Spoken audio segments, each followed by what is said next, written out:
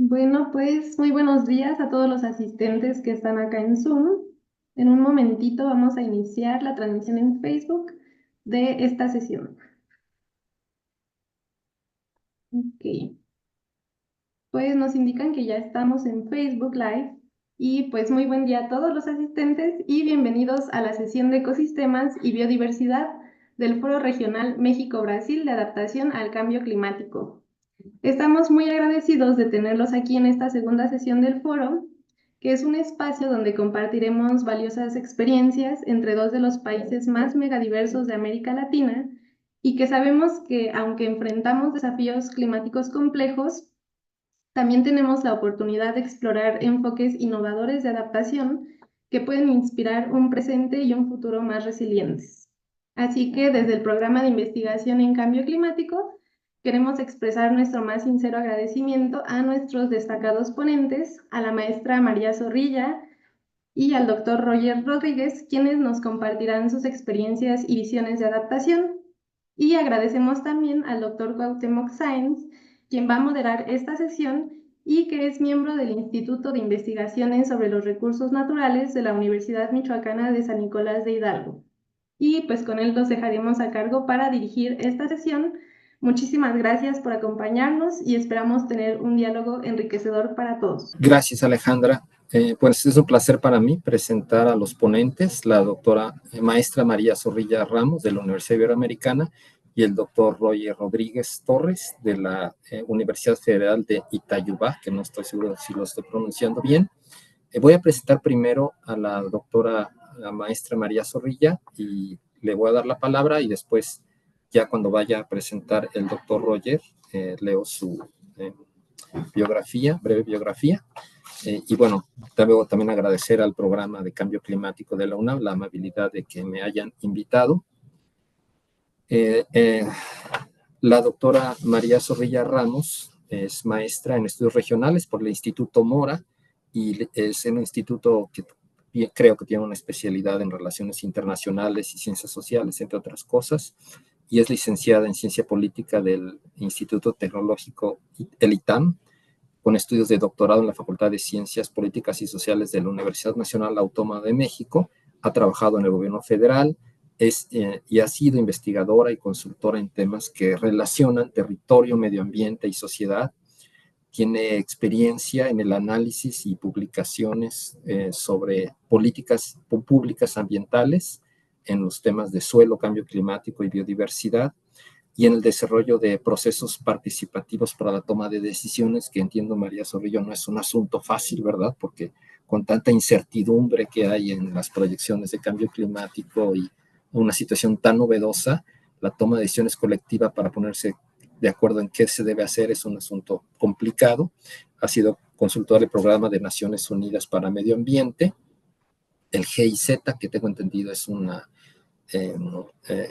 entidad alemana, y el Banco Interamericano de Desarrollo. Es docente y tutora de la Universidad Iberoamericana, donde da clases de sustentabilidad, bioética, intervención socioecosistémica, sociología para el desarrollo. En algún momento, si nos puede platicar qué es eso de intervención socioecosistémica, que suena interesante, pero no tengo la más remota idea. Y colabora en el posgrado de Ciencias de la Sostenibilidad de la Universidad Nacional Autónoma de México, y actualmente está en el Centro Transdisciplinar Universitario para la Sustentabilidad, CENTRUS, de la Universidad Iberoamericana. Tenemos el gusto de escucharla con la plática Vulnerabilidad climática y sostenibilidad de las rutas de desarrollo. Perdón, estoy leyendo el del doctor Roger, una disculpa. La de la maestra es Gobernanza para la adaptación al cambio climático, retos institucionales para acciones efectivas en México. Maestra, ¿tendrá usted Claro. Aquí está. 20 minutos? Y les voy a pedir a los asistentes a dejar las preguntas, digamos, un diálogo después de la presentación del doctor Roger Rodríguez. Entonces, si tiene alguna pregunta, la pueden guardar o pueden escribir en el chat. Vamos a la presentación del doctor Roger y entonces ya damos paso a las preguntas. Yo haré unas preguntas introductorias y cada ponente tiene 20 minutos. Necesitamos sí acabar a la 1:30 porque, bueno, hay otros eventos, ¿verdad? Entonces, maestra, por favor, tiene usted la palabra. Muchas gracias por su asistencia. Pues muchas gracias por la invitación al PINC. Es un honor para mí siempre hacer todo lo que se pueda hacer con la Universidad Nacional Autónoma de México y con las instituciones como la Universidad Michoacana. Bueno, pues como, como, como verán, mi experiencia va mucho más enfocada a cómo se hacen las políticas y cuáles han sido los retos para hacer políticas y básicamente pues lo que me he dedicado como a investigar, a hacer consultorías, a escribir, tiene que ver con esto, ¿no? Con cómo actuamos desde las instituciones, desde las personas, desde las organizaciones. Me ha tocado trabajar mucho en procesos, tanto para hacer estrategias de cambio climático estatales, nacionales, sobre todo enfocadas a adaptación a cambio climático y también para biodiversidad. Y aquí empiezo mi presentación, porque en realidad, pues yo misma he sido testiga de la historia, al menos en México, de estas ramas de la política ambiental y cómo han corrido separadas la mayor parte del tiempo, ¿no? O sea, yo siempre he estado en los dos tipos de procesos, evidentemente tratando de juntar las cosas, pero las dinámicas solían ser distintas hasta que la realidad nos superó. Lo que voy a presentar ahorita, pues no es nada más mi reflexión, pues en los procesos colectivos uno acaba teniendo la reflexión de todas las demás personas, pero principalmente en estos últimos años he estado trabajando, se está haciendo ahorita justamente para América del Norte una evaluación de los temas de biodiversidad y cambio climático de los tres países y ahí estoy elaborando el análisis de política pública junto con mi colega, la abogada, la gran abogada ambiental Anaíd Velasco. Y además estamos en otros procesos de análisis, por ejemplo, estamos colaborando con UNICEF en este momento para hacer un impacto del cambio climático en infancias y adolescencias. Entonces, digamos que de alguna manera lo que voy a presentar ahorita es una reflexión más colectiva, igual algunos trabajos que he hecho con la Comisión Nacional para el Conocimiento y Uso de la Biodiversidad. Entonces, bueno, pues voy a empezar. A ver, esta imagen de la izquierda seguramente la conocen, es una imagen tomada del último reporte del IPCC, y la uso, bueno, aquí lo que hicimos fue traducirla al español básicamente, pero la uso para decir que lo que saben las personas que están desde el ámbito de la biología, desde el ámbito de la adaptación desde hace muchos años, que es esta doble relación entre la agenda de cambio climático y biodiversidad, pues apenas es algo que empieza a reflejarse, ¿no? Y esta doble relación, la voy a decir de manera muy rápida, digo, hay muchos estudios y muchas cosas que la sustentan, pero básicamente el cambio climático impacta a la biodiversidad, impacta ecosistemas, impacta especies, impacta incluso pues los tres niveles, incluso la posibilidad de que ciertas especies y su diversidad genética sobrevivan. Eh, y este impacto no solamente se da por el aumento gradual en la temperatura, sino también se da por los impactos, por ejemplo, en eventos extremos en ecosistemas, por los impactos en la precipitación. Y por el otro lado, la pérdida de biodiversidad es también un factor pues que también impacta al cambio climático, ¿no? Y además la pérdida de biodiversidad hace, o sea, el cambio de suelo y vegetación, que es uno de los principales factores de presión de la pérdida de biodiversidad, es también uno de los principales factores de presión de cambio climático. Y por el otro lado, al perder biodiversidad, perdemos muchas capacidades ambientales e incluso sociales para poder adaptarnos a cambio climático. Esta relación está muy clara, por ejemplo, en humedales costeros, en manglares, pero también hay cada vez más evidencia de cómo, por ejemplo, cómo los bosques más en mejor estado, con mejor integridad ecosistémica, los ecosistemas mejor conservados, resisten mejor las sequías.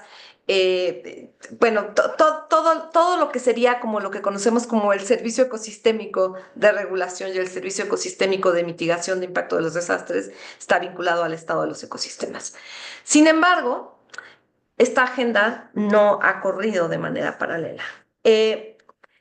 Cuando fue o sea, voy a remitirme a la Cumbre de Río, yo sé que es la prehistoria para muchas personas de ustedes, pero cuando fue la Cumbre de Río en 1992, Se firmaron las 3 grandes convenciones de Río, la Convención de Cambio Climático, la Convención de las Naciones Unidas para Cambio Climático, el Convenio de Diversidad Biológica y la Convención de las Naciones Unidas de Lucha contra la Desertificación.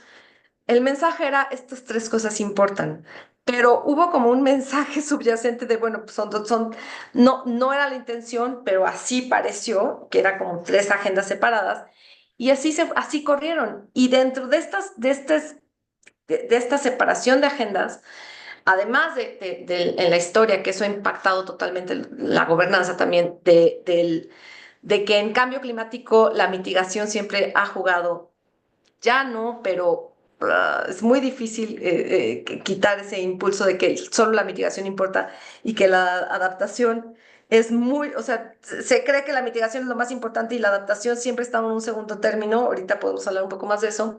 Además de eso, cambio climático de alguna manera tomó como todos los reflectores, y sigue tomándolos, ¿no? Ahora la biodiversidad más o menos empieza a despuntar y suelos, y pues digo, esta no es una sesión de suelos, estamos en un panel de biodiversidad y cambio climático, pero también tengo que decir que el tema de suelo es un tema que no se le está dando la importancia que se le debería de dar, tanto para biodiversidad como para cambio climático, como para absolutamente toda la agenda del bienestar humano, pero bueno, ese es otro tema.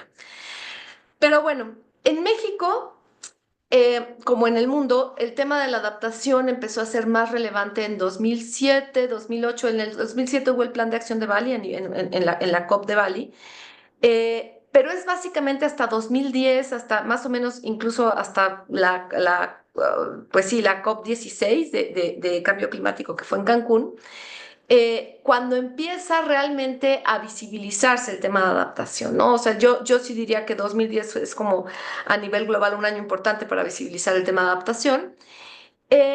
Y empezaron algunos procesos que conjuntaban. Esta presentación la voy a hacer tratando de enfocarme a la gobernanza de manera integrada de adaptación a cambio climático y biodiversidad. Por eso dejo todo, o sea, me enfoco nada más a estos temas. Pero bueno, yo diría que la experiencia en México empezó en áreas naturales protegidas, justamente, que pues nuestro colega va a hablar más adelante del tema de la experiencia en Brasil en áreas naturales protegidas. Empezó en áreas naturales protegidas en algunos programas de adaptación a cambio climático en las áreas naturales protegidas. Hubo muchos programas, empezaron con un enfoque de mitigación y luego fueron transitando hacia un enfoque de adaptación. Luego un proyecto muy importante que era adaptación en humedales, bueno, en localidades con humedales costeros, ¿no? Que fue un proyecto que también trabajó en algunas zonas específicas para hacer medidas de adaptación.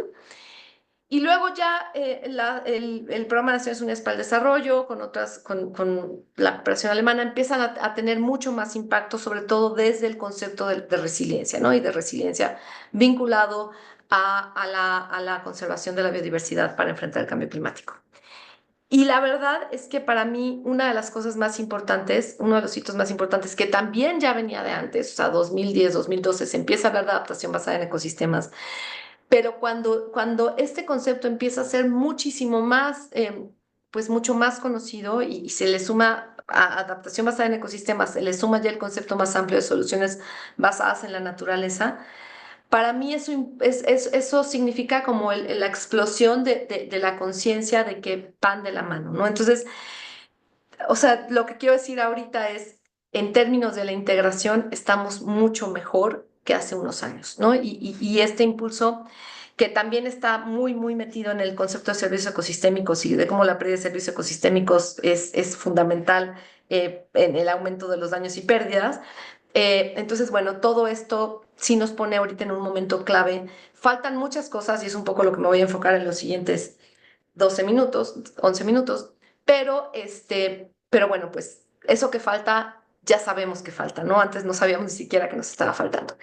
A esto se le suman, ay, me faltó acabar la frase, a esto se le suman la NDC, las contribuciones nacionales determinadas de que los países tienen frente a la Convención Marco de Cambio Climático y los compromisos del Marco Cumín-Montreal, cuya meta 8 específicamente es una meta enfocada a la atención a cambio climático, ¿no? El Marco Cumín-Montreal es el marco de la biodiversidad, entonces estamos ya teniendo a nivel de los instrumentos globales de la Convención Marco de Cambio Climático como del Convenio de Diversidad Biológica, compromisos que se van hacia la escala nacional que juntan las dos agendas. Lo que voy a hablar ahorita del tema de gobernanza, me enfoqué en, digamos, en cuatro grandes áreas, ¿no? O sea, la verdad es que estuve pensando si eran cinco, seis, siete, al final junté todo en cuatro. Lo primero es el marco legal, lo cual distingo del marco institucional. Básicamente porque el marco legal tiene que ver con las leyes, con los documentos, con aquello que está, que tiene aquí en México, una publicación en el Diario Oficial de la Federación como una ley, que está anclada en un proceso legislativo. Y bueno, pues tanto a nivel, los tres órdenes de gobierno tienen sus propios procesos, pero a nivel tanto federal como estatal, como los ordenamientos de tipo municipal.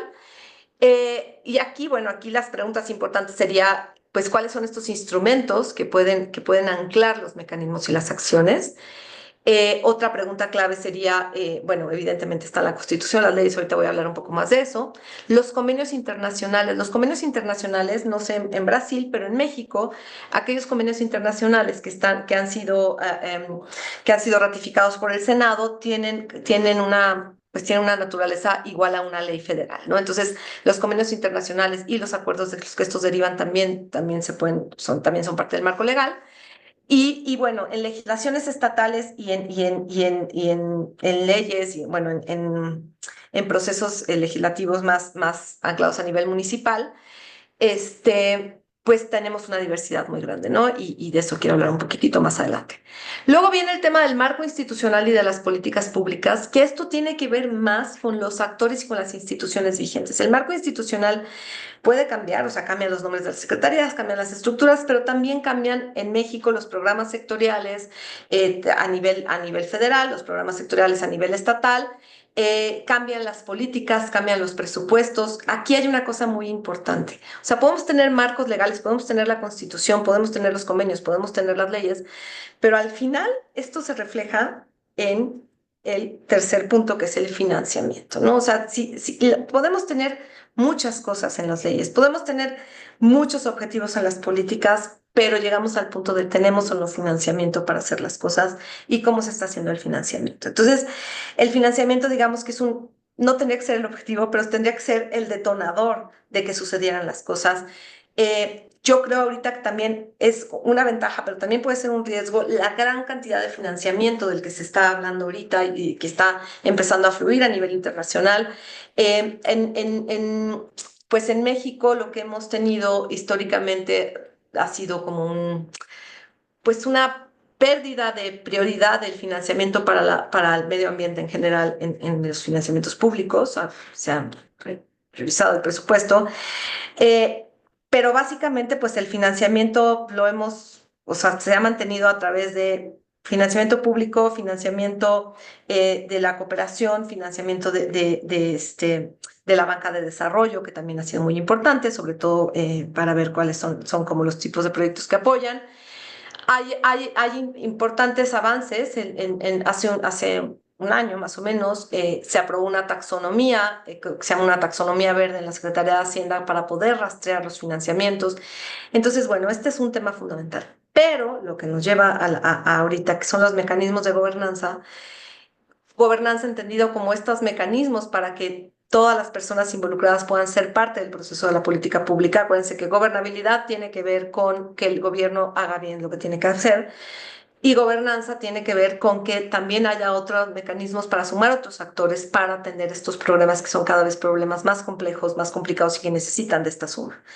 Yo creo firmemente que el tema ambiental, tanto la biodiversidad como la adaptación al cambio climático, es un tema de gobernanza, o sea, es un tema donde todos los actores tienen que estar comprometidos, pero aquí empiezan las cosas, ¿no? ¿Cómo se suman los actores? ¿Quiénes son?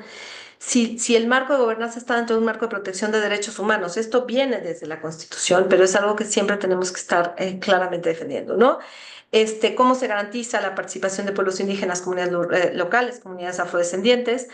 Eh, y cómo se involucra a otros actores, además, a otros actores que tal vez tradicionalmente no tienen ni siquiera visibilidad, como son, por ejemplo, personas que habitan en zonas urbanas. El 76% de la población habita en zonas urbanas en México, no sé cómo está en Brasil ese dato, pero ahí también tenemos un área de oportunidad para poder generar mecanismos de gobernanza.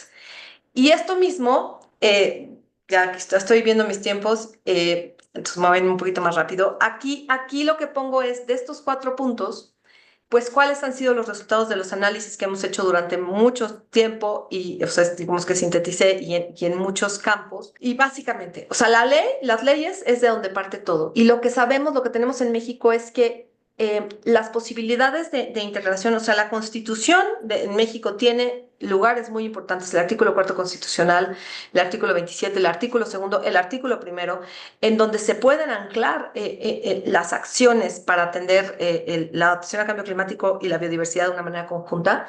Pero también lo que hemos encontrado es que hay otras leyes, no solamente la de cambio climático, no solamente la Ley General, la Ley General de Equilibrio Ecológico y Protección al Ambiente, sino también las leyes vinculadas al tema agrícola, al tema del turismo, al tema del desarrollo urbano, en donde tenemos oportunidades, ¿no? Entonces, el análisis del marco legal y estarlo viendo constantemente lo que nos da es esas oportunidades de poder anclar y de poder desarrollar acciones.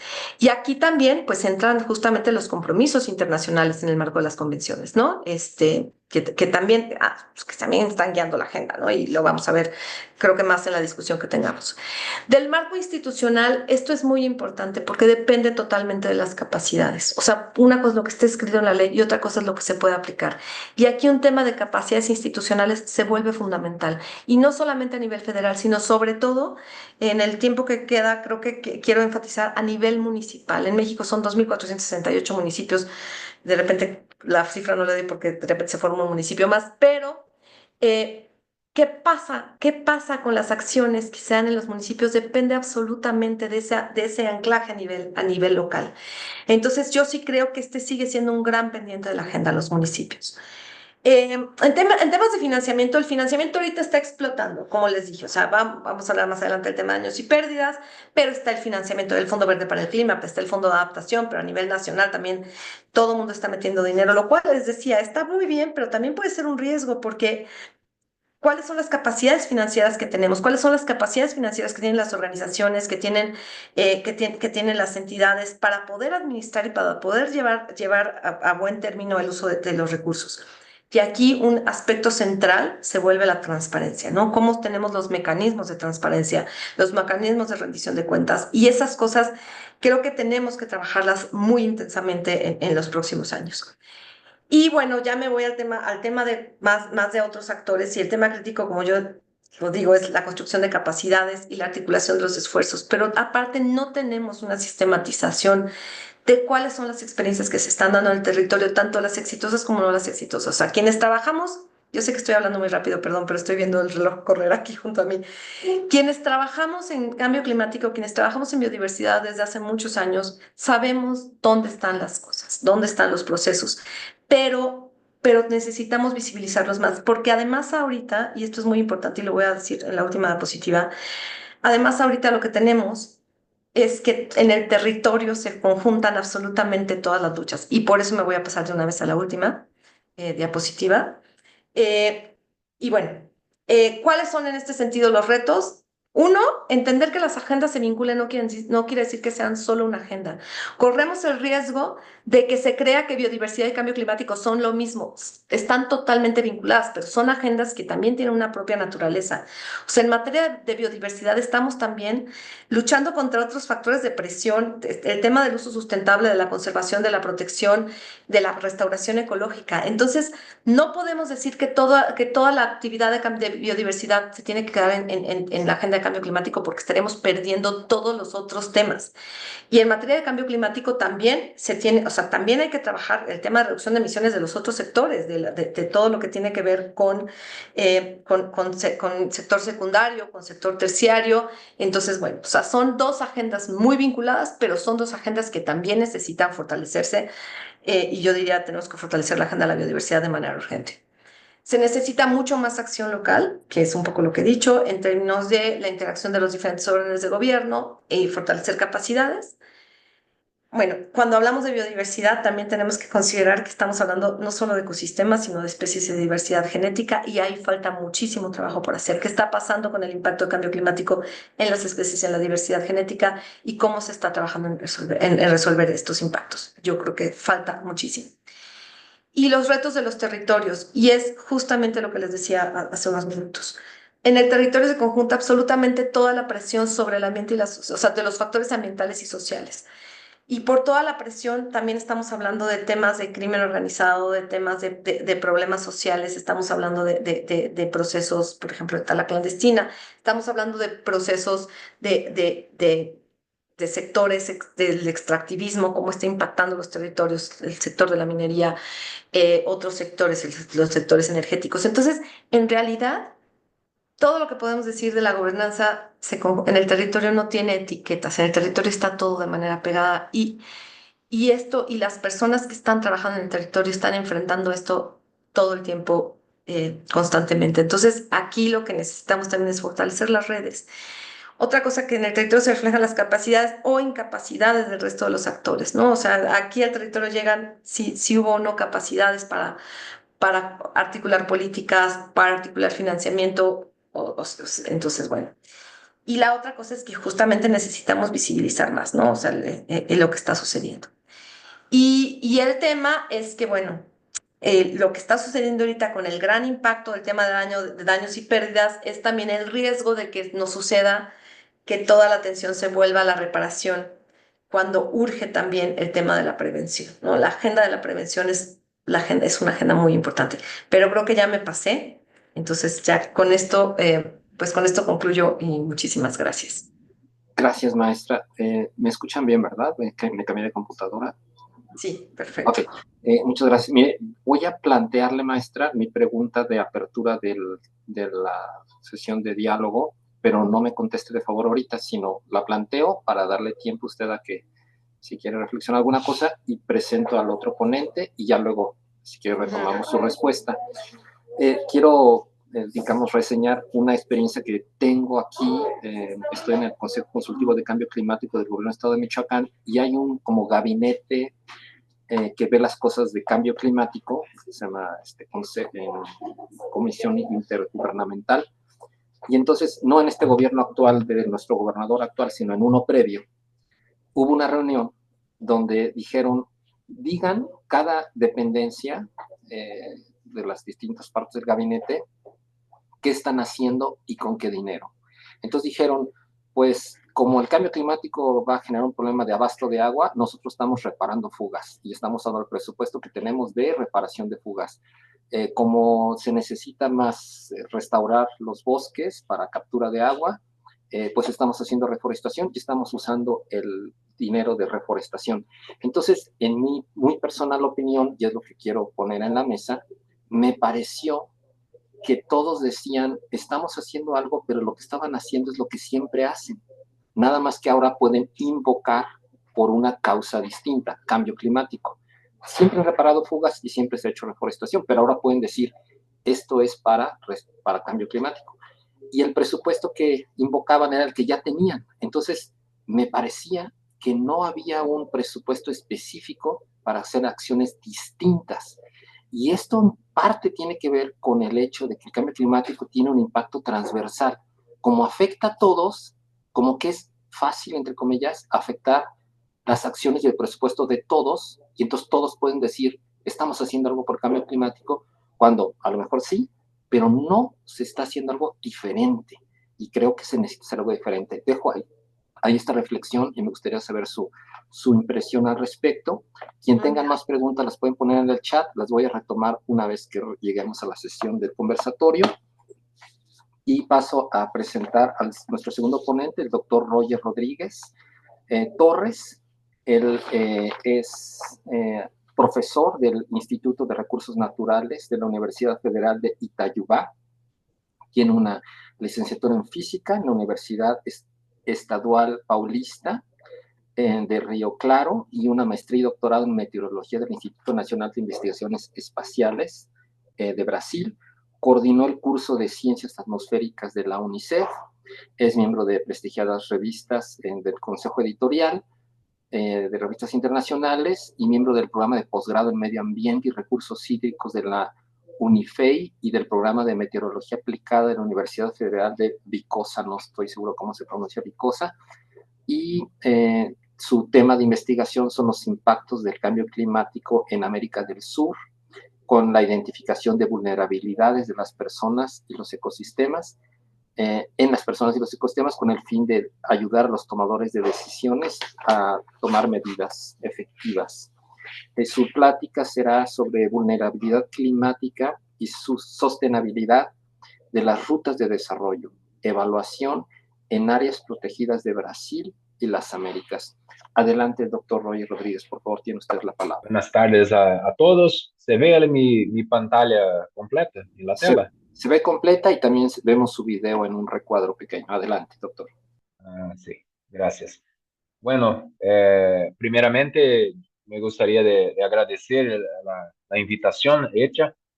Yo voy a hablar en portuñol, entonces algunas palabras que yo no traduzco, por favor, se ponen en el chat que si la comprensión no está muy buena.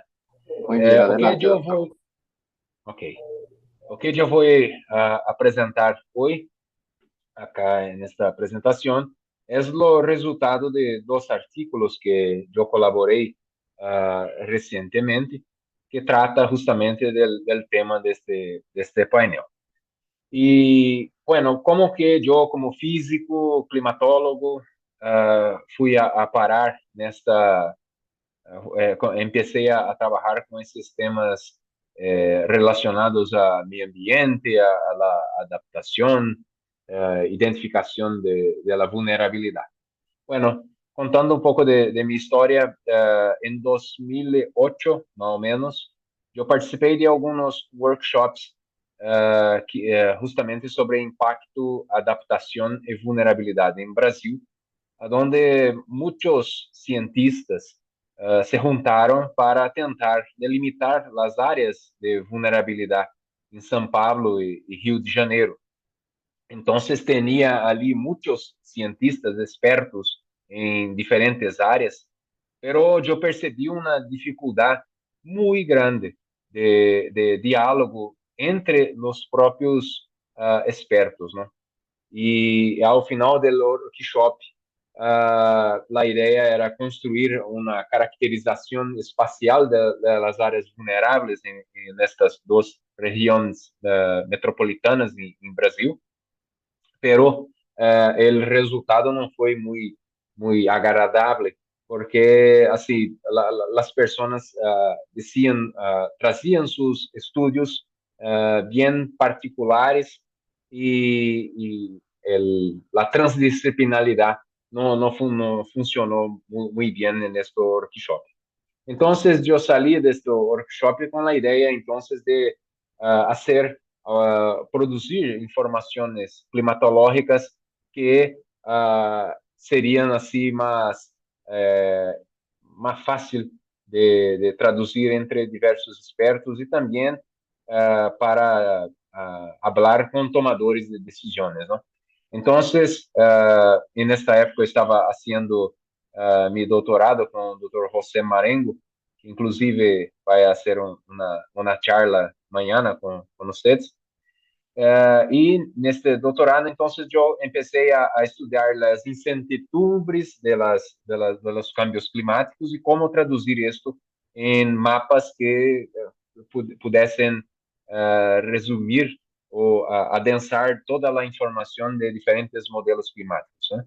Y una de esas informaciones que yo producí en el pasado fue un índice regional de cambio climático, en inglés Regional Climate Change Index, que yo voy a mencionar muchas veces en esta presentación, el RCCI, que es un índice que congrega cuatro diferentes niveles de informaciones con relación a los cambios, ¿no?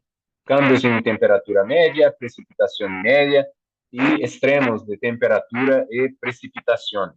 Entonces, lo que se ve en estos dos mapas son informaciones de muchos modelos climáticos del IPCC, del quinto relatorio de avaliación, el sexto relatorio de avaliación, y las áreas rojas de acá indican las regiones que son considerados hotspots, o sea, que congregan muchos cambios al mismo tiempo, ¿no? Por ejemplo, cambio en temperatura, en precipitación y los extremos de temperatura y precipitación.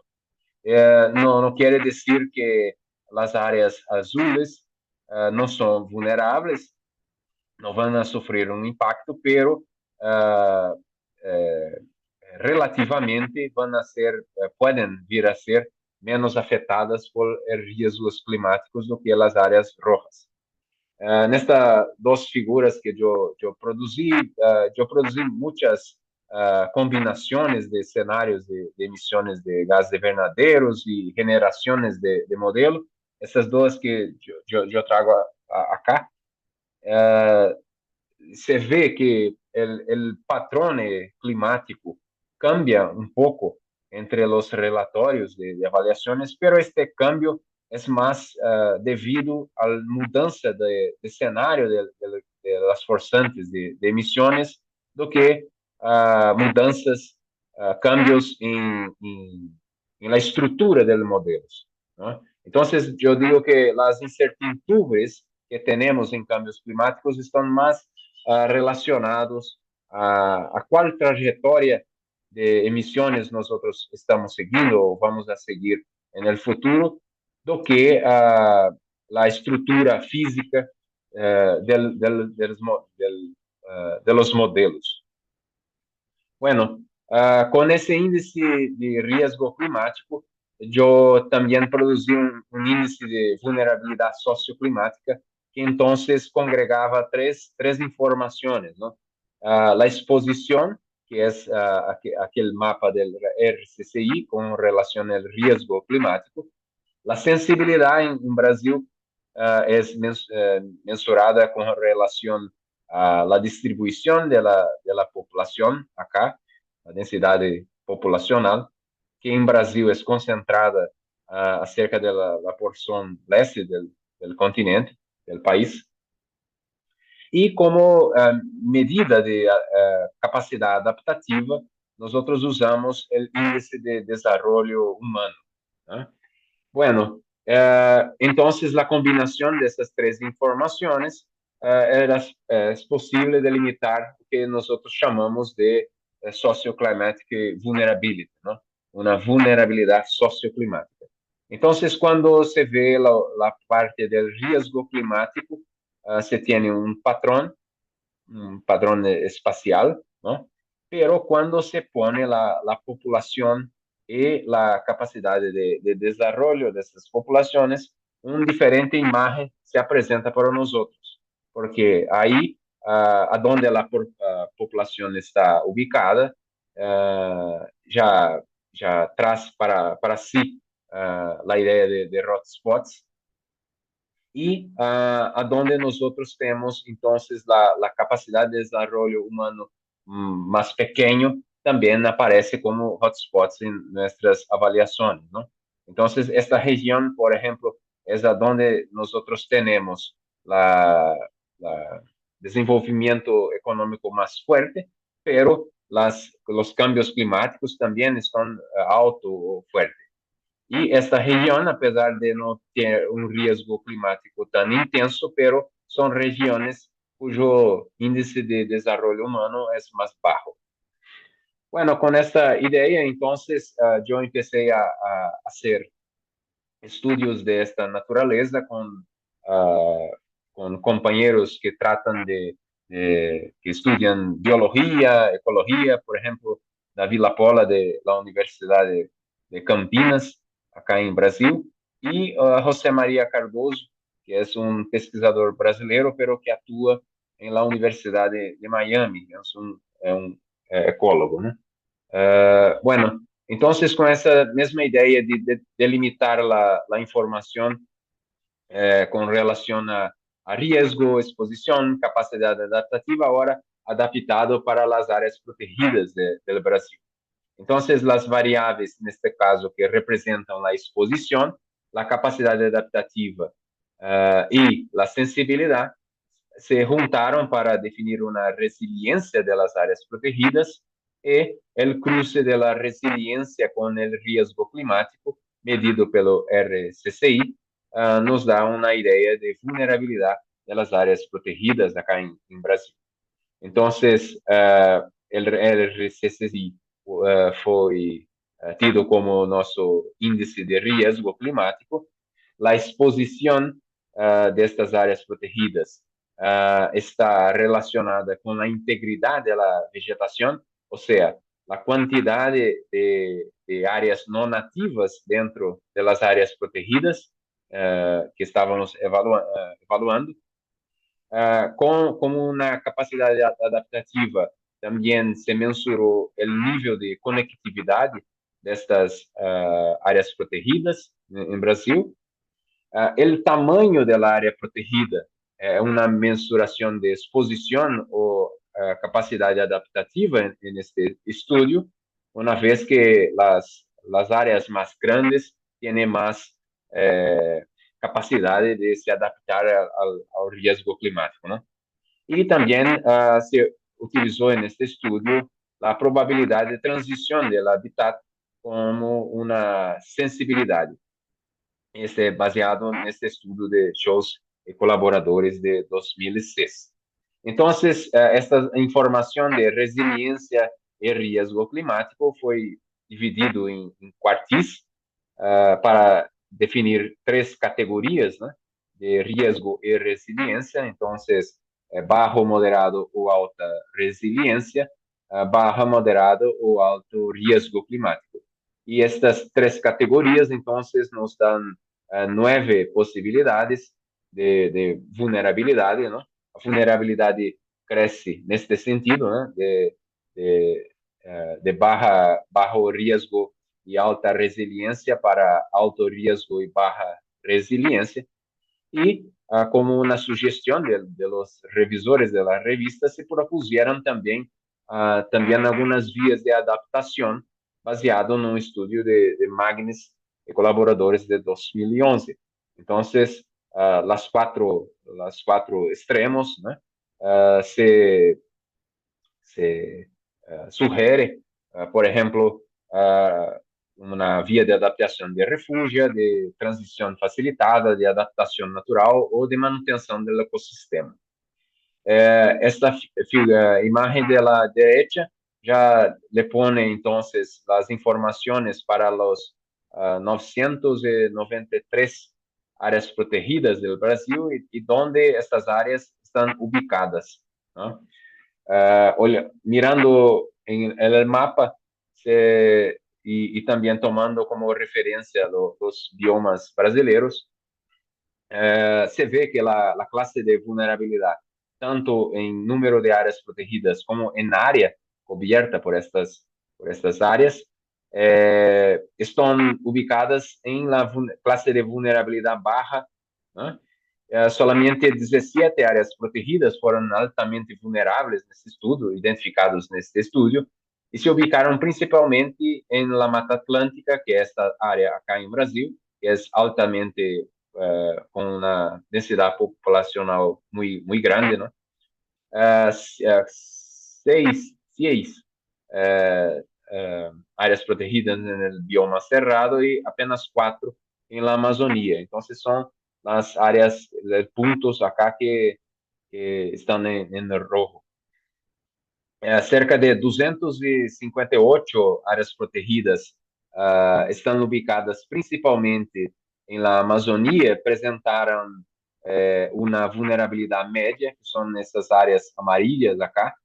E se destaca também que, apesar de terem uma vulnerabilidade média, esta região acá, em la Amazônia, a transição do cerrado para a Amazônia, tem uma pressão muito grande do desenvolvimento do agronegócio, né? Então, apesar de termos apenas 17 áreas protegidas com alto índice de vulnerabilidade, este número pode se agrandar muito se esta pressão se mantiver acá no Brasil.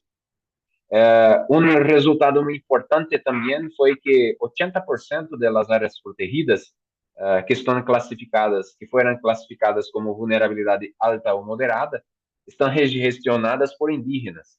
Então, además de los riesgos por la pérdida de la biodiversidade, os conhecimentos tradicionais e os meios de vida destas populações também podem verse ameaçados en un futuro próximo, cercano. Bueno, con relación a las vías de adaptación, se identificó que cerca de 870 áreas protegidas, principalmente en la Mata Atlántica, que está Aracá, y la Amazonía, la adaptación podría ocurrir con poca o ninguna intervención en este momento, debido al bajo o medio riesgo de cambio climático. Cuando digo bajo, medio, yo me refiero a esta área acá más al norte o noroeste de la Amazonía y a esa área acá que apresenta en el mapa de RCCI un riesgo más bajo, ¿no? Entonces, poco o ninguna intervención es requerida, pero al menos 20 áreas protegidas en la Mata Atlántica que tienen una presión grande por el uso del suelo, ¿no?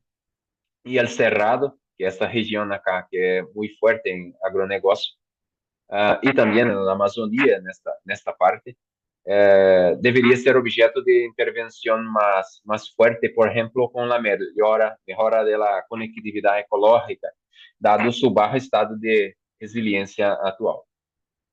Bueno, agora comentando um pouco sobre o estudo que eu participei com José Maria, com relação a las rutas de desarrollo. Neste estudio examinamos la sustentabilidad de las trayectorias de desarrollo de 351 unidades geopolíticas nacionales y subnacionales en las Américas entre los años 2001 y 2020. Neste estudio, entonces, combinamos la información, perdón, combinamos la información sobre la sostenibilidad de las vías de desarrollo, que es un índice llamado SDPI, que yo voy a explicar un poco más adelante, con la densidad populacional y el índice de cambio climático RCCI, o sea, con una idea similar al índice de vulnerabilidad socioclimática, ¿no? Para entonces identificar los puntos críticos, ¿no?, socioclimáticos de las Américas. Acá, las vías de desarrollo se definen como cambios entre estados de desarrollo dentro de un intervalo de tiempo, en el caso 2001-2020. Y entonces utilizamos el índice de trayectoria de desarrollo sostenible que fue producido por José María, que es el SDPI, para evaluar si dichos cambios son sostenibles o insostenibles. Bueno, ¿de qué trata este índice? Este índice está baseado em dois subíndices. O primeiro é mais sencillo, o índice de infraestrutura socioeconômica, ou seja, índice de desenvolvimento humano foi o índice que nós escolhemos para representar esta dimensão. E, como nós sabemos, é baseado em saúde, educação, ingresso das populações. Com relação ao índice ecológico de infraestrutura, é uma subtração de dos campos, ¿no? El primero es la proporción de la superficie terrestre de la unidad que está se analizando, cubierta por ecosistemas naturales o restaurados en buena salud en un determinado año, menos la proporción mínima que debería señalarse para conservar su infraestructura ecológica, como representado en algunos mapas, por ejemplo, del PNUD. Entonces, la diferencia es, por ejemplo, si esa diferencia da cero, significa que el país o la región tiene por lo menos la cantidad mínima para asegurar su infraestructura ecológica, ¿no? Si es positivo, significa que tiene más, y si es negativo, significa que tiene menos do que el necesario, el mínimo necesario. Bueno, ¿y cómo se calcula la trayectoria? Entonces, acá ya mostrando los resultados para América Central y Caribe y América del Sur, nos años 2001-2020. Entonces, se pone acá la información sobre infraestructura socioeconómica y la infraestructura ecológica, ¿no? Entonces, 0 es lo mínimo de infraestructura ecológica que es dicho razonable, ¿no? Y 0,8 es la información de índice de desarrollo humano que clasifica a las poblaciones con un alto desarrollo, ¿no? Entonces, esta área acá es lo que esperado como un estado sostenible. Entonces, de un año para otro, el cambio de esta posición en el mapa nos da una idea de trayectoria de desarrollo. Entonces, la ideal sería cambiar para esta región acá, de alto desarrollo y alta infraestructura ecológica. Si el cambio actual viene en esta dirección, tiene esa magnitud de trayectoria. Si la actual desenvolvimiento viene en esta dirección, por ejemplo, ¿no? La distancia para la consideración ideal se queda más grande. Bueno, no voy a entrar en mucho detalle por el tiempo. Después, en la área de la sesión de discusión, nosotros podemos volver acá. Com relação à infraestrutura socioeconômica, se vê que entre o período 2001 e 2020, cerca de 97% das unidades das Américas ou aumentaram ou mantiveram seus indicadores de infraestrutura socioeconômica, o que é muito bueno, não? Pero solamente 20% da área aumentou ou manteve seus indicadores de infraestrutura ecológica, ¿no? O sea, el desarrollo se dio a costa del consumo de recursos naturales y de su infraestructura ecológica. En 2001, por ejemplo, la región de Norteamérica y South America tenía 39 y 71 unidades, respectivamente, con puntaje de infraestructura ecológica positiva, mientras que el Caribe tenía solo 3 unidades. Pero en 2020 esto se quedó más bajo. Disminuyó para 28 las unidades en América del Norte, 56 en la América del Sur y 2 en la Centroamérica. Cuando nosotros vemos Doctor, entonces... su tiempo está consumido. Si quiere ir cerrando, por favor, para sí, cerrando. claro. Gracias. Partindo acá para o índice de vulnerabilidade. Então, se vê que o câmbio climático afetará todas as regiões geopolíticas das Américas, né? Pero se prevê que aquelas com trajetória de desenvolvimento não sustentável, uma alta densidade populacional e alto índice de câmbio climático vão ser especialmente vulneráveis. Então, essa região deberían, por ejemplo, considerarse prioritaria para los programas de desarrollo resiliente al clima, pero claramente un estudio más aprofundado en nivel local sería necesario para tal definición. Bueno, entonces, muchas gracias por la invitación y su atención. Gracias, doctor. Igual que hice con la maestra María Zorrilla, le voy a plantear mi pregunta de apertura y vamos con la maestra para su primera respuesta. Le quería preguntar el papel de las áreas naturales protegidas que usted cree que deben jugar en relación al, digamos, balance que creo que debería cambiar entre conservación in situ y conservación ex situ. Le pongo un ejemplo. Tenemos una especie de conífera en México amenazada de extinción, picea, es una picea, un árbol mexicana, que su hábitat climático va a desaparecer totalmente para 2060 y ya está cerca de las cumbres de la montaña, es un relicto de glaciación. Entonces hemos planteado la necesidad de colectar semilla, producir planta en vivero y plantar en otro lugar donde va a ocurrir para 2060 su hábitat climático como única opción de salvar a la especie realmente. Y las áreas que están disponibles pues son de elevada altitud y son otras áreas naturales protegidas. Hemos pedido el permiso para plantar y nos han negado el permiso, diciendo no, porque esta picea mexicana no existe en el centro de México y tenemos por ley prohibido plantar especies que no están de manera natural, endémica en las áreas naturales protegidas.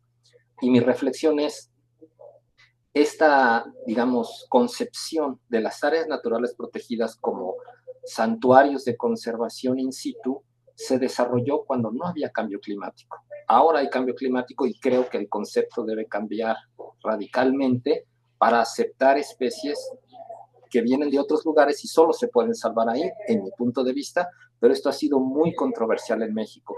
Entonces quisiera saber su opinión al respecto. Y voy entonces gracias, doctor, voy con la maestra María Zorrilla. Si quiere usted comenzar su respuesta a la pregunta inicial, y voy a leerle dos preguntas. Quienes tengan preguntas para la maestra Zorrilla y para el doctor Roger Torres, por favor, lo pueden poner en el chat. Adelante, maestra. Tiene usted la palabra. Muchas gracias por su pregunta. Mire, doctor, cuando empezamos a trabajar, me acuerdo, o sea, perdón que hable de la prehistoria, pero en 2010 que empezamos a trabajar la primera Estrategia Nacional de Adaptación, que luego dio paso a lo que fue la Estrategia de Cambio Climático, les voy a contar un poco mi experiencia. Lo primero es, yo venía más de trabajar política de biodiversidad y políticas de ordenamiento, y de venir de una experiencia en donde nos sentábamos a hablar, o sea, de hecho, por ejemplo, cuando nos tocó hacer el diseño del pago por servicios ambientales, invitábamos a otros sectores y nadie se sentaba. Entonces yo venía de muchos años de tratar de juntar sectores para hablar de biodiversidad, para hablar de servicios ecosistémicos, para hablar de ordenamiento y no iba nadie. Y me acuerdo cuando empiezo a trabajar con el Programa de Naciones Unidas para el Desarrollo como consultora para adaptación, porque habíamos hecho, en realidad, porque no había mucha gente haciendo nada de adaptación y yo venía a hacer un análisis de capacidades institucionales para biodiversidad. Y la primera reunión está llena de todos los demás sectores. Y dije, a ver, ¿qué pasa aquí? ¿Por qué cambio climático sienta a todos a la mesa cuando todos los demás temas ambientales nunca sentaron a nadie? Entonces yo dije, de aquí soy, y de repente empecé a decir, bueno, la sustentabilidad, la adaptación es sustentabilidad con prisa. Y empezamos un poco con ese discurso de decir, a ver, ustedes ya hacen cosas que sirven para la adaptación. Era una manera, de alguna manera, de involucrar y de decir, no tienen que inventar una agenda de cero. Tienen simplemente que comprender cuál es el aporte que lo que ustedes hacen sirve para la adaptación. Pero aquí vienen dos cosas básicas, doctor. La adicionalidad, el concepto de adicionalidad y el concepto de a qué responde, a qué condición de vulnerabilidad responde la medida. Entonces no es nada más no es nada más eficientar el agua de riego por eficientarla, sino decir, a ver, estamos hablando de un contexto de vulnerabilidad climática en donde la mayor temperatura, la menor precipitación va a hacer que en esta zona del estado el agua sea un tema crítico. Entonces, esta medida está respondiendo a esto y además estamos pues sumando a una mejora de capacidades. Entonces, lo importante aquí es tener muy claro los análisis de vulnerabilidad y los escenarios. O sea, para decir que una medida es una medida de adaptación, tendríamos que partir de decir a qué está respondiendo en términos de cambio climático esa medida. Está respondiendo a los escenarios climáticos que apuntan para todo México. Lo siento mucho que no lo sabía, pero para todo México los escenarios en mayor o menor medida apuntan a mayor temperatura y menor precipitación. Entonces, es decir, ¿a qué están respondiendo en escenarios? ¿A qué están respondiendo para disminuir las condiciones de vulnerabilidad para aumentar las capacidades adaptativas? Entonces, las mismas medidas sí podrían ser, pero lo que tenemos que generar es el brinco en el diálogo, o sea, en el digan, ok, vamos a hacer el programa estatal de cambio climático, sí, pero estas medidas contribuyen en este tema a reducir la vulnerabilidad, a aumentar las capacidades adaptativas, a enfrentar los impactos climáticos, pero además tenemos que ver qué medidas no se están haciendo. O sea, hay medidas fundamentales que nadie hace y que se tienen que hacer, como por ejemplo temas de restauración de suelos enfocados a mantener la humedad en el suelo, o sea, muchas cosas que nadie hace, o temas como conectividad ecológica o temas como conectividad ecohidrológica que tiene que ver con los cuerpos de agua. Entonces, el análisis de vulnerabilidad lo que nos da es la posibilidad de entender cuáles son todas esas áreas que se tienen que atender y cuáles son los vacíos. Entonces, no está mal que digan contribuyo a cambio climático, pero que digan por qué, en qué medida y a qué de cambio climático contribuyen, que es también generar capacidades. O sea, a la larga toda sustentabilidad va a contribuir. Esa es una. Luego estoy viendo las demás preguntas. Voy a empezar por la segunda, por la de las áreas de oportunidad. A ver, hay muchas cosas, bueno, en realidad se junta con la primera pregunta de las universidades. Hay muchas áreas de oportunidad Perdón, cuando... déjeme leerlas, perdón, por si el público Sí, no las ha sí, leído, déjeme leerlas claro. rápidamente. Sí. Usted dice, va a empezar por la que dice, hablando de trabajo intersectorial, ¿qué necesita cambiar en la coordinación de acciones entre la Comisión Nacional de Áreas Naturales Protegidas y la Secretaría de Desarrollo Rural? ¿O en donde hay una desconexión evidente que no permita que las agendas conjunten esfuerzos entre biodiversidad y cambio climático, que tiene que ver con lo que usted mencionó de este asunto de que hay políticas que corren como en paralelo, pero sin sinergia, ¿verdad? Y se necesita integrar. Y la otra pregunta es, ¿qué papel tenemos las universidades públicas o deben tener en temas relacionados con la generación y manejo de la información generada? Adelante, maestra. Sí, voy a responder muy rápido para también darle tiempo a Roger, Hay pero tiempo, está bien, adelante. Tenemos tiempo, tenemos casi media hora todavía, adelante. muchas gracias. Mire, la primera sinergia es una sinergia de presupuestos. Eso también tendrían que tener que entender las diferentes entidades. O sea, sumar objetivos es también sumar la posibilidad de tener impactos fuertes en las acciones. Y en este sentido, a ver, aquí hay una pregunta, porque las áreas naturales, un tema importante, las áreas naturales protegidas tienen una función, tal vez no era tu pregunta puesta así, Ale, o sea, que era como juntar la alimentación en ANPs, pero las áreas naturales protegidas tienen un objetivo que es un objetivo de conservación. Y en ese objetivo de conservación, como bien lo planteó el doctor Gautemok, a veces entran en conflicto con otros objetivos, ¿no? O sea, con el objetivo de la alimentación. Entonces, yo creo que aquí lo primero tendría que ser uno, en áreas naturales protegidas, y sí tiene que ver también con la ponencia del doctor Roger y con lo que dijo el doctor Gautemok, es que necesitamos entender cuáles son los retos de las áreas naturales protegidas frente a los escenarios climáticos para su delimitación, para sus planes de manejo, para lo que se permite y lo que no se permite, y también para las especies, porque justo lo que yo decía, o sea, también tenemos que hablar de la posibilidad de adaptación de las especies, ¿no?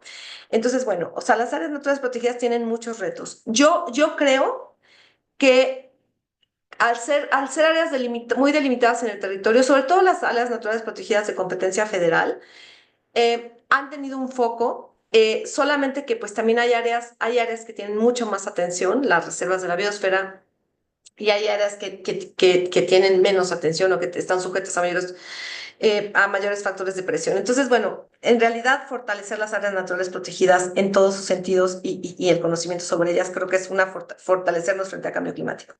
Sobre otros actores, ¿qué agendas? Fíjense que en los últimos años, yo creo que uno de los sectores que más fortaleció la interacción entre cambio climático y biodiversidad fue justamente la SADER. O sea, en estos años se publicó, el año pasado y el año antepasado se publicó un programa, ya no me acuerdo si es un plan estratégico de cambio climático en el sector agroalimentario, el PLECA. Se publicó la ENASAS, que es la Estrategia Nacional de Suelos, y una estrategia de polinizadores para el sector agroalimentario. Esos temas o sea, darle a esa agenda y darle continuidad sería suficiente como para empezar a coordinar. Hay otros temas clave, como el turismo, por ejemplo, que el turismo ya empezó con este tema de Adaptur y Sustentur. Ahí también son en casos piloto, pero digamos que ya tienen el concepto metido. Pero hay otros aspectos, por ejemplo, a mí me parece fundamental la industria, el sector secundario.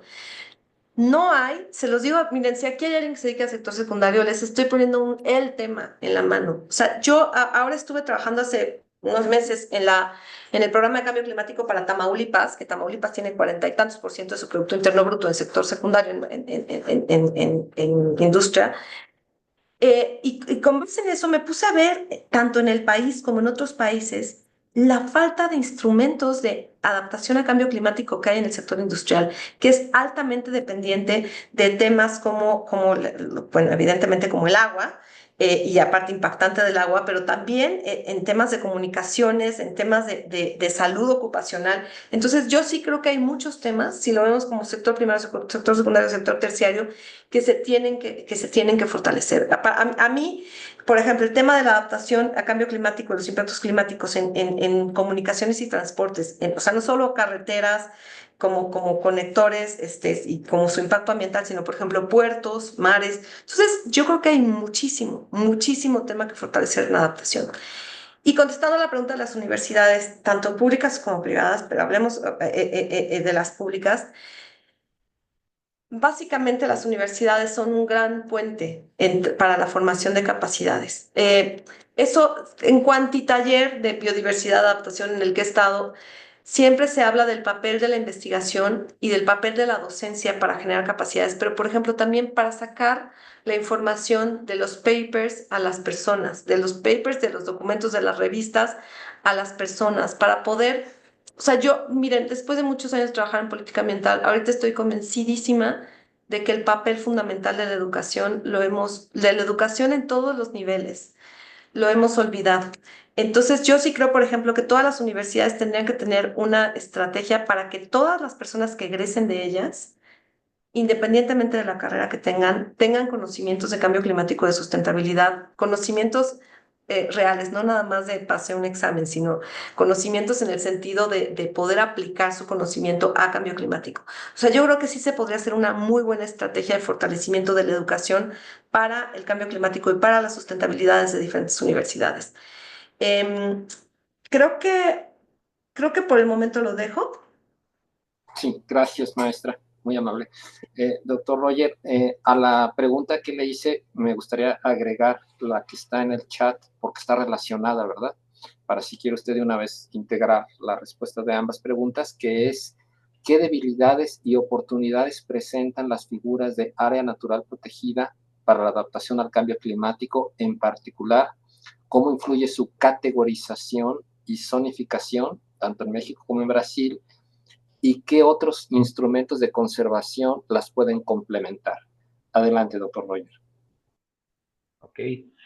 Bueno, con relación a la primera pregunta sobre el deslocamiento de especies y todo eso, ¿no?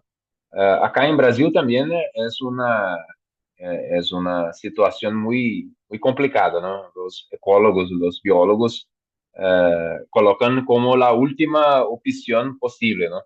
Por ejemplo, en el mapa de vulnerabilidad y vías de adaptación que yo presenté, eh, esto se encuadra en transición facilitada, que son las áreas que, por ejemplo, van a presentar alto riesgo climático y también una capacidad adaptativa de esta región muy baja, ¿no?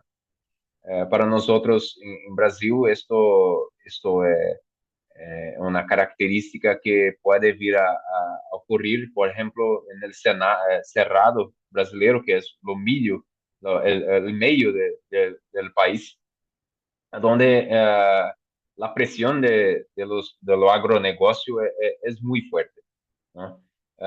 Y también con relación al cambio climático y la deforestación, todo el sur de la Amazonia sufre una presión muy grande, de tal forma que algunos estudios indican que esta región puede atingir un punto de no retorno, un tipping point, y cambiar, por ejemplo, para una situación como se dice acá savanización de la Amazonia, pero es el avance del bioma cerrado para esta región tropical más húmeda, ¿no? Entonces, la idea de transición facilitada sería, vamos a decir, el punto en que nosotros ya no conseguimos más hacer adaptación en estas áreas protegidas, ¿no? Bueno, con relación a debilidades y oportunidades, ¿no? El estudio, no solamente esto que yo presenté, pero la mayoría de los estudios que se conducen acá en Brasil indican la importancia de las áreas protegidas que ya tenemos en el territorio para la manutención del ecosistema y también por los servicios ecosistémicos que estas regiones producen acá en Brasil. Por ejemplo, la mayoría de la precipitación que recebemos en sudeste del Brasil, en la región de São Paulo, Rio de Janeiro, que tiene una concentración, una densidad populacional de las mayores en la América, eh, la precipitación es altamente influenciada por la lluvia que viene de la Amazonía. Entonces, muchas estaciones secas que tenemos acá, muchas sequías, están relacionados a un transporte de umidade más bajo vino de la Amazonía por diversos aspectos locales o globales, ¿no?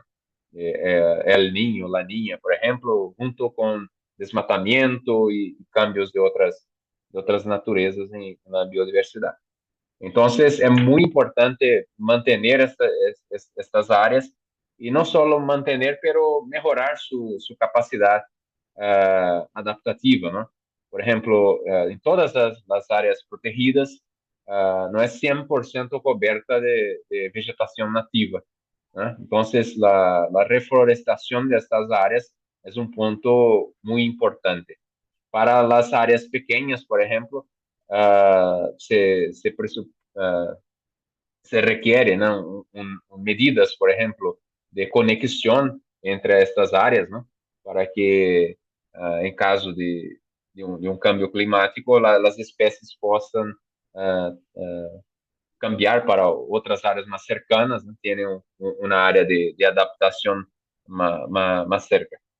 Y yo costumo decir que, bueno, el Brasil tiene muchas leyes con relación ahora al cambio climático, ¿no? Tiene más antiguo el Código Florestal, que es muy rígido con relación a cambios en las áreas protegidas.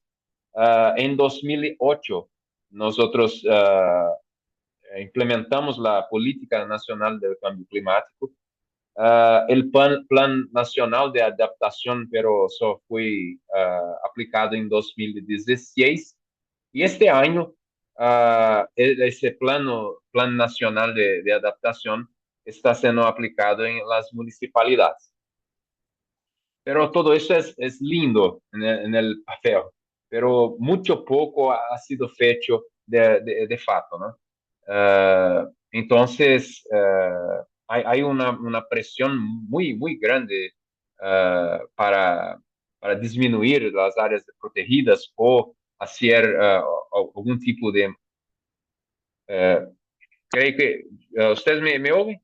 Sí, perfectamente, doctor, adelante. Así, aquí el phone dice que acabó la batería. Ok. Bueno, entonces hay una presión muy grande acerca de estas áreas protegidas y dentro del sistema del gobierno nosotros hemos cambiado de un partido para otro acá en Brasil. Entonces, dos años atrás, el presidente no, no era muy, vamos a decir, ecológicamente correcto. Entonces, el desmatamiento aumentó mucho acá en Brasil. Ahora ha cambiado de pensamiento, pero de aquí 2 años, por ejemplo, no sabemos qué tipo de conducción nuestro país va a tener. Entonces, básicamente es eso, ¿no? La implementación de las leyes que tenemos, creo que sería la mejor adaptación en este corto espacio de tiempo, poner de fato las leyes en desenvolvimiento. Gracias, doctor. Le pregunto a Alejandra García Madrigal, si estás ahí, Alejandra. No sé si tienes preguntas de la sesión de Facebook que no nos aparezcan en el chat. ¿Hay alguna pregunta del Face? Por ahora no, doctor. Ok. Alejandra, ¿hay la posibilidad de que los asistentes puedan preguntar directamente? Creo que tenemos tiempo de tomar preguntas de manera directa si levantan la mano. ¿Tienen habilitada esa función, Alejandra? Los En asistentes. cuanto ellos levanten, si gusta, les damos el permiso. Ah, ok. ¿Tú se los das, Alejandra? O bueno, por lo menos, ¿verdad? Sí, entonces creo que tenemos todavía 15 minutos. Si alguien desea hacer una pregunta de manera directa, sin que necesariamente esté escrita en el chat, les pedimos de favor que levanten su mano y Alejandra va a hacer el favor de habilitarles la función. Es así, ¿verdad, Alejandra? La dinámica. Sí. Entonces, no sé si hay alguna pregunta, aprovechando que están aquí la maestra María Zorrilla y el doctor Roger Torres.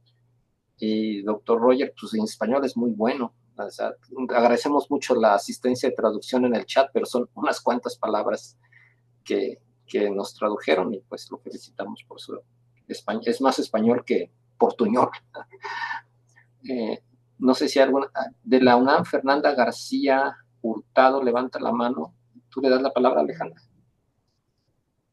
Sí, Adelante. Adelante.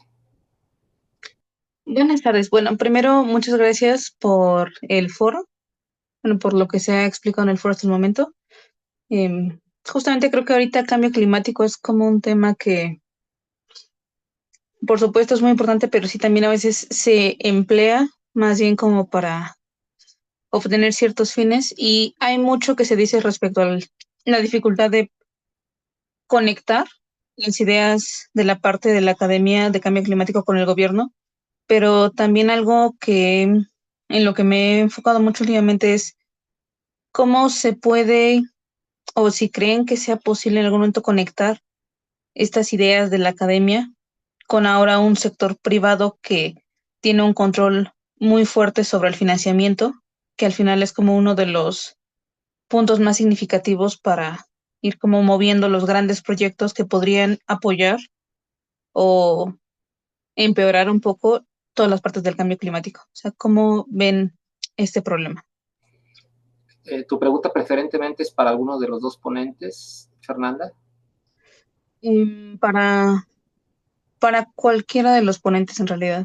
Sí, ok, gracias, Fernanda. No sé quién quiera mencionar, María o Roger. ¿Quieres empezar, Roger? Si tú quieres continuar. O sea, yo ya tengo, yo sí quiero hablar, pero creo que quiero escuchar primero a Roger. Perfecto. Adelante, doctor Roger. Gracias, María. Bueno, yo participo de un proyecto que se llama Se Adapta, que es una sigla con relación a adaptación ciudadana, acá en Brasil, donde fomos a algunas regiones metropolitanas para justamente trazer las informaciones de estos índices, por ejemplo, y ver aplicado a la ciudad, a la región metropolitana, dizer se esto hace sentido para los tomadores de decisiones y también pegar un feedback de estas informaciones para producir algo más valioso para ellos, ¿no? Y en estos estudios nosotros identificamos, por ejemplo, que hay algunas barreras que encontramos, por ejemplo, la adaptación en la ciudad va mucho de acuerdo con la voluntad política, ¿no? Del prefeito, en nuestro caso, el intendente de la ciudad acá en Brasil. El nível de compromisso deste prefeito com as medidas de adaptação, né? Porque alguns de eles diziam, ok, eu conosco todo sobre cambio climático, eu sei a importância, pero mi partido ou minha população não vai a permitir hacer lo que yo tengo que hacer en la ciudad, por ejemplo, pasar una ciclovía en una determinada área residencial, por ejemplo, ¿no?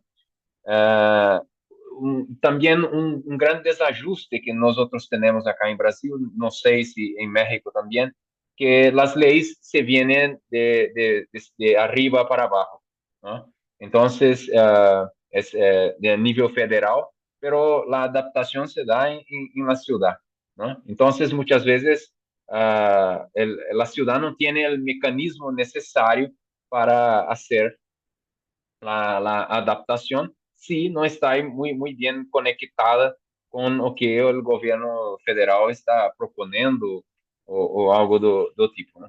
Las práticas administrativas dentro de la ciudad también fue identificada como una barrera para la adaptación en la ciudad, o sea, las diferentes secretarías dentro de la ciudad muchas veces no hablaban una con las otras, entonces às vezes lo mismo trabajo ha sido hecho en diversas secretarías, ¿no?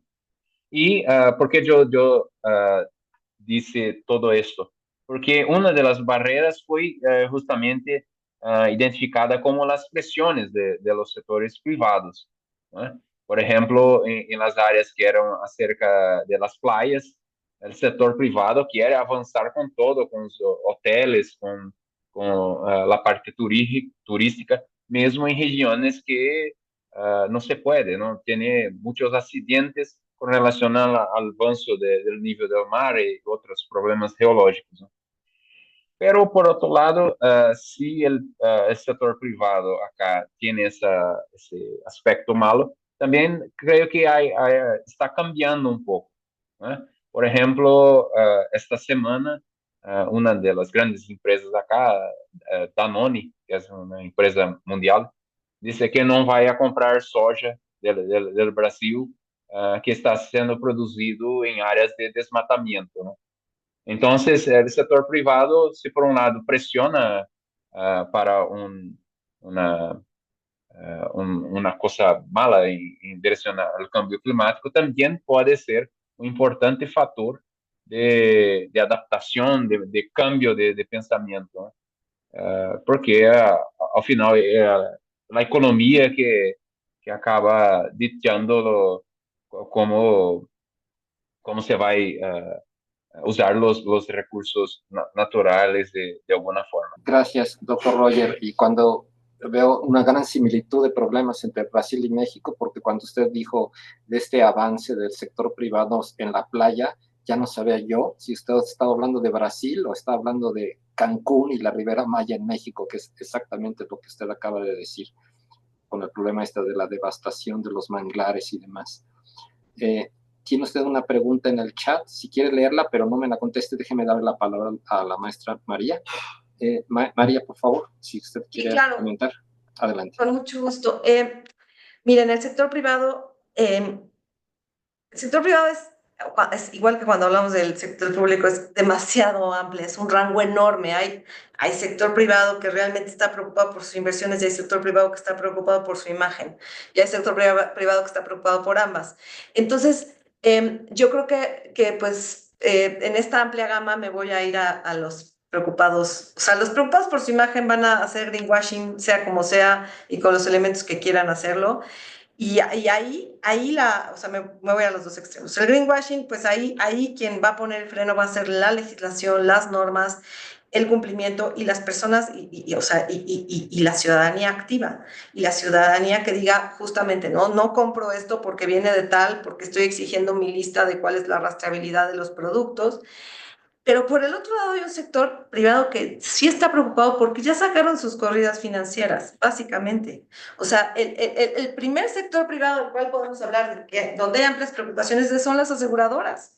O sea, las aseguradoras, en este momento, las grandes aseguradoras saben que el cambio climático es uno de los riesgos más grandes para su negocio y están respondiendo a eso. ¿Y cómo están respondiendo? Están respondiendo, por ejemplo, se están explorando tener primas, o sea, cuánto te costaría aplicar al seguro, como la prima diferenciada, si conservas o no conservas servicios ecosistémicos. O sea, un hotel que conserva servicios ecosistémicos de manglar, de una costera, en el futuro va a pagar menos por un desastre que un hotel que no conservó nada, si es que a ese hotel que no conservó nada alguien lo quiere asegurar. Entonces, realmente la misma situación, de hecho esto es muy interesante, es una nota cultural, pero los primeros estudios de riesgo de los que se tiene como análisis, o sea, bueno, estudiado así ¿cuándo empezaron los estudios a decir cuál es el porcentaje de pérdida que se puede tener? Fueron las navieras las que se empezaron a preguntar qué pasaba si perdían un barco. Entonces, eso mismo está sucediendo con los estudios de riesgo ahorita frente a cambio climático. Quien esté perdiendo dinero va a empezar a estudiarlo. Entonces, en ese rango muy grande, hay muchas cosas en medio, hay mucho tipo de sector privado. Hay sector privado que puede preocuparse legítimamente más allá del greenwashing, pero que no tiene elementos para saber cómo entrarle. Entonces, ahí sí yo creo que es muy importante, y vuelvo al tema de qué pueden hacer las universidades, es también visibilizar la información de los riesgos, visibilizar cuánto se perdería si no se hace algo, cuánto se pierde, cuánto han perdido, y cuánto se puede ganar con una buena estrategia. Hay, por ejemplo, otra parte importante del sector privado es que está muy ligada a financiamiento. O sea, está el tema del aseguramiento, pero también está el tema de quién presta y cómo prestan y a quién prestan. Ahí los bancos, tanto la banca privada como la banca pública, como los organismos financieros internacionales, juegan un papel importantísimo en establecer los criterios para sus préstamos, ¿no? Entonces, yo creo que hay muchas cosas que se mueven en el sector privado. Yo creo que hay unas que no se mueven. Y yo creo, por ejemplo, que están también los pequeños, las pymes, las pequeñas y medianas empresas. Esas pequeñas y medianas empresas son las que a mí más me preocupan porque son las que no tienen, los que no están interesadas en hacer un greenwashing, y las que sí van a ser absolutamente afectadas por los impactos climáticos. Entonces ahí hay también otros mecanismos. Ahí, por ejemplo, y volviendo al tema de qué podemos hacer desde universidades, para mí me parece fundamental los mecanismos de alerta temprana, pero alerta temprana no es nada más va a llover mañana o va a caer el huracán. O sea, alerta temprana tendría que venir con toda una serie de qué hacer frente a los riesgos, qué hacer frente a las amenazas climáticas, cómo fortalecer a tu empresa frente a las amenazas climáticas. Yo sí creo que realmente, como lo dije anteriormente, el sector empresarial necesita urgentemente como una acción coordinada y una acción responsable para poder también pues apoyarles también en sus procesos de adaptación. Entonces, bueno, fue un rango muy grande de respuestas, pero ahí está. Gracias, maestra. No sé si los dos ponentes estuvieran en la disposición de escribir en el chat su correo electrónico en caso de que alguien quiera contactarlos directamente para alguna pregunta que se haya quedado. A veces uno dice, bueno, hubiera preguntado tal cosa, pero ya se acabó la sesión. En caso de que lo que deseen hacer, le agradezco al doctor Roger que tuvo la amabilidad de contestar ya la pregunta muy puntual de los modelos que utilizaron, las RCPs, que fueron todas, ¿verdad? Desde 2.6 a 8.5. Y tendríamos tal vez muy apretadamente tiempo para una pregunta más breve. Si alguien quiere levantar la mano, nos quedan 2 minutos, de los cuales tal vez ocuparemos uno para el cierre. Entonces, no sé si alguien quiere levantar la mano, su última oportunidad. Bueno, una pregunta en el chat. Es para los dos, porque yo creo que es para el doctor Torres. ¿Cuál es el riesgo de no trasladar información de la academia a los salones de clase, a la sociedad? Es para, no sé, bueno, menciona el doctor Torres.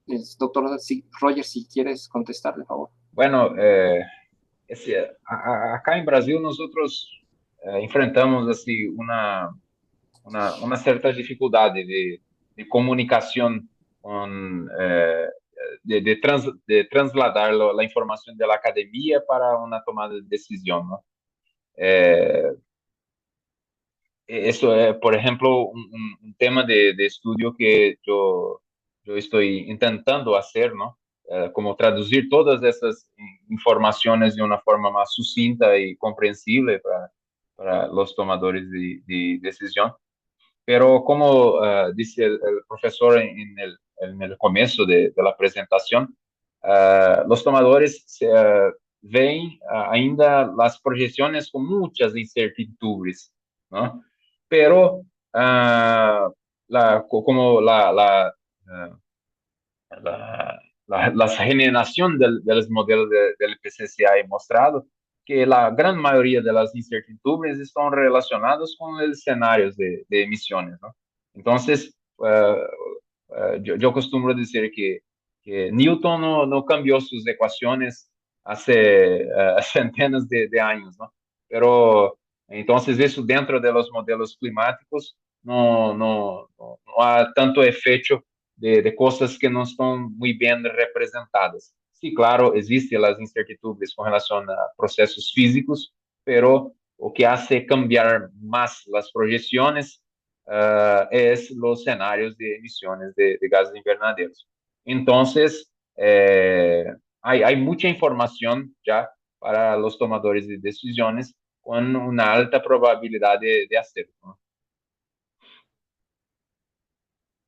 Muchas gracias, doctor Roger. Pues se nos ha acabado el tiempo. Alejandra, no sé si quieras cerrar la sesión y yo les agradezco a los ponentes la amabilidad de estar presentes y muchas gracias. Alejandra, si quieres cerrar, por favor. Sí, pues muchísimas gracias a todos los participantes de esta sesión. Como menciona doctor, pues al doctor Roger, a la maestra María y a usted, doctor Cuauhtémoc, pues agradecemos ampliamente su tiempo para compartir experiencias en este tema y pues incluso esperamos volver a compartir este tipo de espacios o iniciar alguna colaboración si es que surgiera. Y pues gracias también a la audiencia por unirse a esta sesión y al apoyo en traducción que tuvimos en esta y la sesión de la mañana.